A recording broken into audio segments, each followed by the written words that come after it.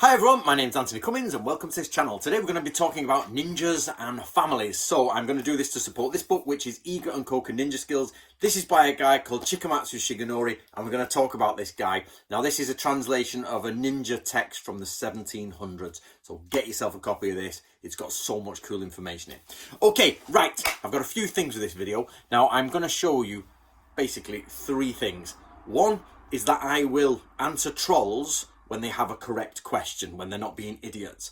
B, I'm going to tell you about ninjas and their connection to family and passing on their lineage. And C, I'm going to tell you about how I think this proves to you, or show to those people who follow me, that I'm only there to find the truth. I've not got an agenda, or if I have an agenda, my only agenda is to find out the historical truth, the historical facts, whichever way you want to say it.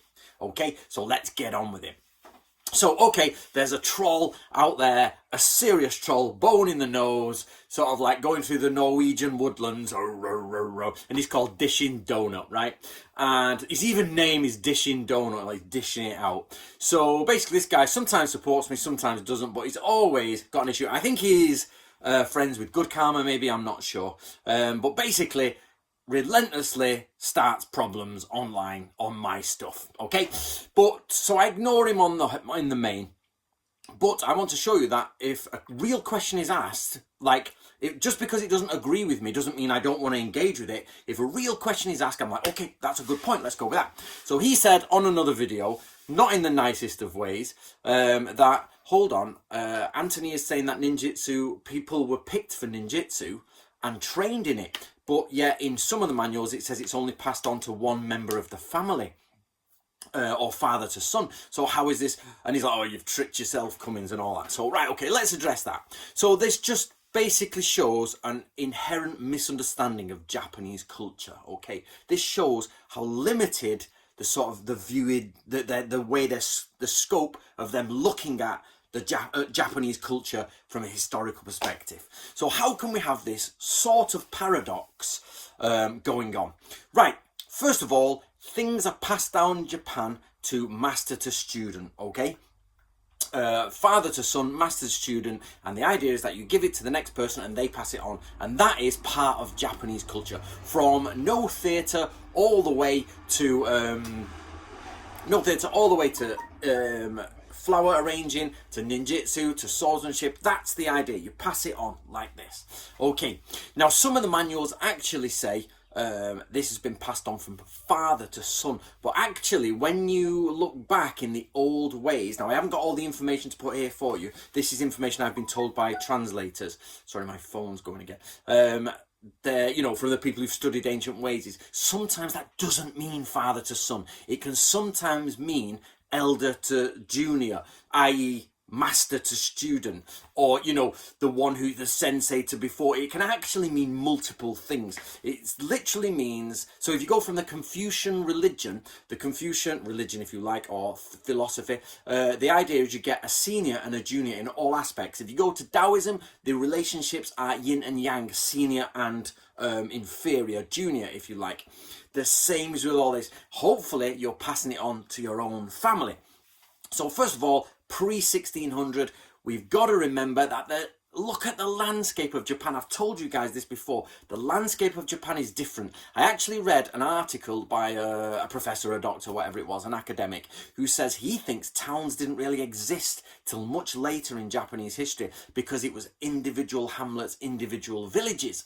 Okay, so they literally just boomed into cities, and then they got one of the biggest cities in the world. Remember Edo, which is Tokyo, was actually a backwater castle, if you like. He was picked not for any reason beyond, he thought, oh, this is where I'm strategically going to put myself. It wasn't a big town already. And within his own lifetime, Tokugawa Ieyasu made it a big bloody town, a city. So, but before that, people were more spread out. Nobunaga is the one who started dragging him together. People misunderstand this. Before the Sengoku period, people are pretty much outlined in all their little hamlets, fortified villages. You've got Kyoto, which is the focal centre of court life, and people are trying to emulate that. But on the whole, you're in your bumpkins in the country. Then you get the Sengoku period, and Nobunaga crushes everyone together to create this like single unified Japan in a different way to it was before, sort of. And then Tokugawa absolutely makes it a different way. So what's this got to do with what I'm trying to say? So basically, before 1600, you've only got your family to pass it on to. You live in a fortified manor house, passing it on to your nephew, your niece, your son, whoever, you're passing it on within the clan. But once you hit 1600 and the unifiers have brought Japan together, there's the rule. We've talked about this before. One domain, one castle. All samurai into the town. And not only that, into the ward of the town. If you're not inside that ward, inside physical gates, you've all seen Lord of the Rings where they open the gates for the hobbits. That is what you're expecting. If you're not inside there, you only need special dispensation to be a samurai outside of that. So it starts changing and you get jisamurai, which are landed samurai, which are like, oh, country bumpkin samurai. They're still samurai, or half samurai, but they're still samurai. They're, you know, some of them lose their income basically because the politics of the land change. But so the difference is family ninjutsu is being passed on, father to son, uncle to nephew, grandfather to grandson, all the way through the bloodlines if they can, until you get this massive change in the landscape and the eruption of schools, ryuha, at which point they start taking on students. And that's how ronin are getting it done. That's how samurai are keeping up their income, because the income goes right down. And then they're like, well, what can we do? Well, we've got family traditions that have been going on for years, so let's open up our family traditions. So you've got that happens. So without doubt, Iga and Koka Ninja, there you go, there's your proof. Chikamatsu Shigenori is not a member of the Kimura family. Or the other one, I can't remember it offline. He's not a member of either family, but he goes along, he pays his money at the dojo, and he is trained in the arts of ninjutsu, which have been passed down in the Kimura family. And the descendant still exists today, and we know who he is, and he was passed down in that family and given certificates all over. So why do they still say, oh, you know, from father to son? Because what you do, which can mean senior to inferior, senior to junior, because you don't pass it all on. He even says, outright says in his commentary, he says, a few people just learn the odd tricks of Iga and Koka, and they then think they've learned all of ninjutsu, but the secrets are passed on to only a few. Okay? Now, that's the way that's set up. But what about this? You can also inherit other families. So one of the annoyances is that people think they understand about Natori Ryu and they understand about the Shoninki and all that, and they don't. I have been to Japan, playing, gone through Wakayama, got on the bullet train, got my little bite to eat on the bullet train, got off the bullet train, Wakayama station, off I go, translator in hand. You can all do it. Every single one of you can do it. I've done it. I'm not special. You go along to the museum and you say, I would like all of the family records for this. I've got like 7 or 8 families which are in the Natori family lineage, yeah?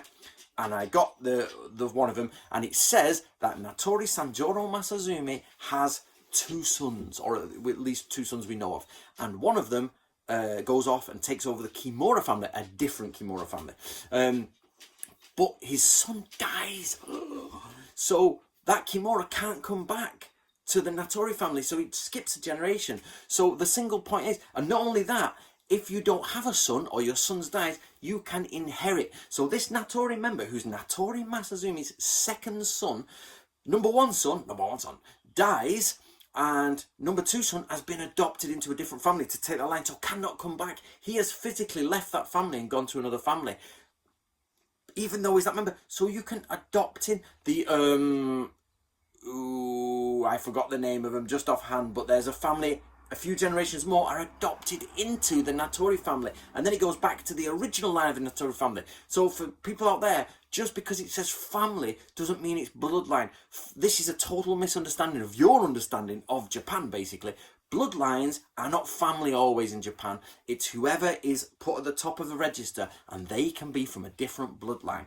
There are plenty and plenty of example of this. And I would say there are very few families whose bloodline is the same from the beginning. Most of them are adopted, moved over, so like no sons. So in 400 years, there's going to be one couple who doesn't have a son. In 400 years or 1,000 years, one of them is not going to have a son. So you pull in somebody else or a second cousin removed to take over the family, which there's that little blood connection. So you've got it used to be passed on in families, but then the landscape of Japan changes, the politics of Japan changes, society changes. They open up the doors to other students. Proven, undeniable. It's there. Fujibayashi trains people who are not Fujibayashi people. You know, we've got all that. Natori Masazumi trains people who are not Natori members. But inside of that, the deepest secrets stay within the next generation head, who may or may not be a blood relative, so may or may not be of the family. But in Japan, that's irrelevant. If you take over and you're signed as the family, you are the family. The gods have come to you. It's all sorted. You see?